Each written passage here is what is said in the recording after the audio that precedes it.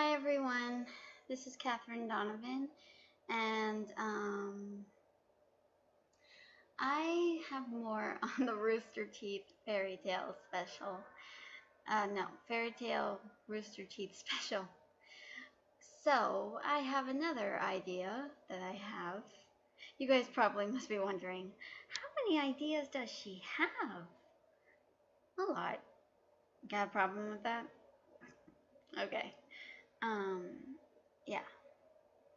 So, in this fairy tale Rooster Teeth kind of special,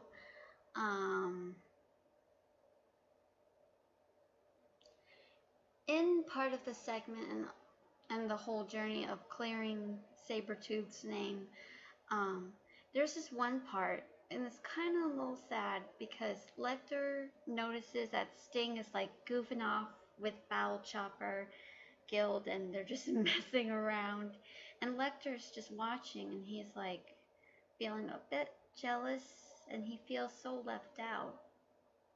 And then all of a sudden, he feels like he's being replaced, and he's being rude to FOWL CHOPPER and being all mean and really angry, and is like, we don't even need your help. Why don't you just go wander on your own? But he's just upset, and then Frosh realizes this, and he sits next to him and says, "You know, I can't help but wonder that you're feeling a little bit left out. Is that why you're upset?" And Lecter is just crossing his arms, and he's like, he doesn't say anything. And Frosh is like, "Why don't you go and just apologize? I know you didn't mean it." And Lecter's like, "Okay, fine, I'll go." So he does, but then he does it again. And then all of a sudden, Lecter is just sitting there really angry. And Sting comes up to him and says, "Hey, why are you being so rude to them? What's with you?" And then Lecter doesn't say anything. And Sting's like, "Listen, if you don't tell me what's going on, I can't really help you, buddy. You know, you've been acting a lot of weird since we've been on this journey." And all of a sudden, Lecter gets mad and says, "Why don't you just find yourself a new best friend? It's clearly stated that you don't even need me anymore."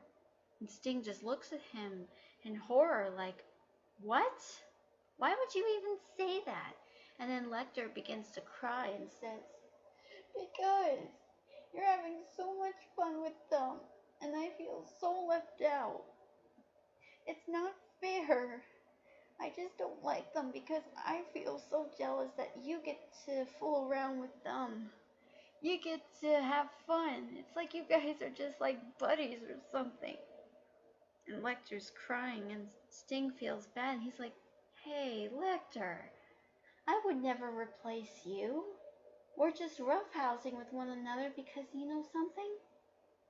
These guys are really fun to be around. I mean, yeah, they're crazy, but I would never replace them. Never would replace you for them. You're my buddy, and you always will be. I would never do that to you."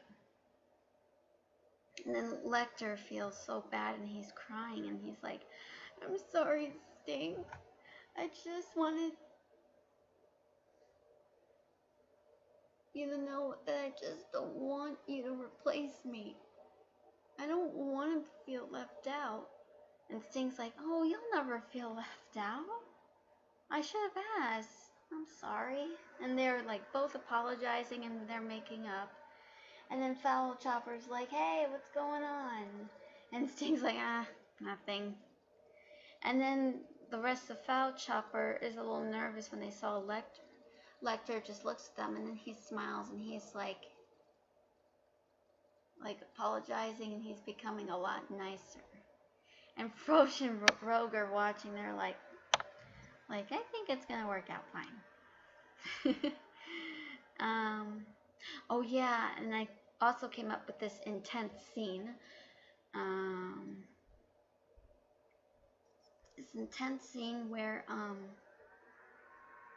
Sting and the rest of Sabertooth finally found the person that's framing both Sting and Rogue, and they finally come up to this hooded figure, And then Sting's like, so you're the guy that framed me and Rogue? And the guy says in a snickering tone, he's like, what made you figure that out? You really think that you would get away with it, don't you, Guildmaster Sting? And Sting's like, whoever you are, I'll take you down. Then the guy reveals his face and he turns around and Sting is just shocked and he's like, hold on, you look just like... And the guy kind of looks a little bit like Sting, but he's got the hair similar to Lucia Raregroove. And he's like, Sting Eucliffe, you.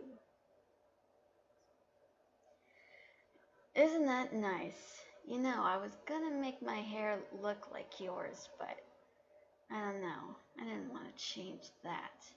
And Sting got irritated like, I can't believe it. We do look a little bit alike. And he's like, oh, do we? And then this crow appeared and it squawks and he's like, have you ever met my little friend here? I don't think you have, haven't you? And then the crow turns into a man and he looks just like Rogue. And Rogue looks in shock and he's like, whoa, you look just like me. And the crow man says, it's not every day you get to meet your own look-alike. Now is it? And Sting's like, why? Why would you even do this? And then the villain goes, because your happiness, the rest of your guild, it sickens me. How come you all get to be happy and I don't? You know why? Because when somebody else is happy, when they're living a really good life, when they think that it's so great, they don't have to encounter suffering. And Sting's like, what are you talking about? I did horrible stuff in the past. You're angry because of our happiness? And you're trying to ruin it to frame us? And the main villain's like, well, there you have it. Now you know how it feels for me. And then the main villain taunts Marcus Canute by saying, oh, and by the way, Marcus, I am so sorry to hear about your dad. Boy, the look on his face before he died, it was just so exhilarating. You had no idea how wonderful it looked. And when Marcus heard this, he's like, what? No. And he's like, no, no. And he's like, you bastard. And he's trying to go after him, but then the villain uses his magic and he is about to obliterate him. But then Sting managed to stop the main guy from doing anything, and he's like, you leave him alone. Nobody is gonna die by your hand. You want him, you have to go through me. But then the main villain passes by Sting, and Sting's like, wait, what happened? And then the main villain notices his childhood crush and kisses her right there. And then Sting is like, does this girl even know him? How in the world? And the girl just pushes away after she's stunned. And she's like, why would you do that? Oh, gross. And then she's like, oh my God, I haven't been kissed like that in a long... No, that was... And it turns out she never actually had her first kiss.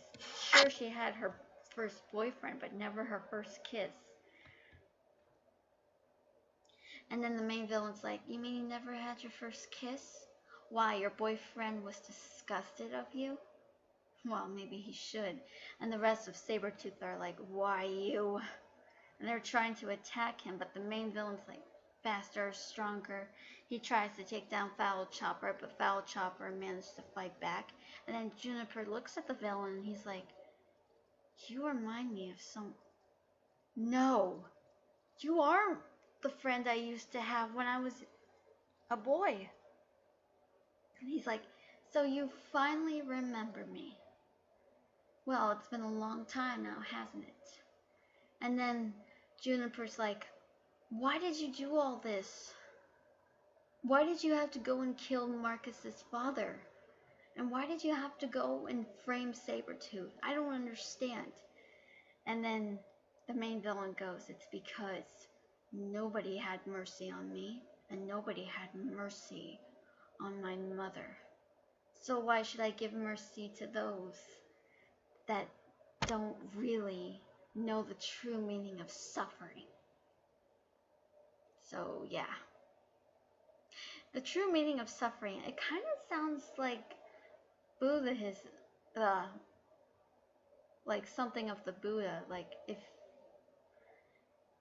like suffering and learning about it and experiencing it. So yeah. But anyway, yeah. I hope you guys like these ideas, and they just come from my head. I don't get them from just the comments. I look at the comments and I read them, and I'm thinking in my head, I'm like, how do I even make that work? And I'm like, I think I got an idea. So anyway, I give credit to those that made suggestions, made jokes and stuff about the whole Rooster Teeth and fairy tale. So I just wanted to come up with this, and I hope all of you lads and gents have a nice day. And yes, I said lads and gents. You better be listening to this, Rooster Teeth. Please don't think I'm weird. Have a nice day.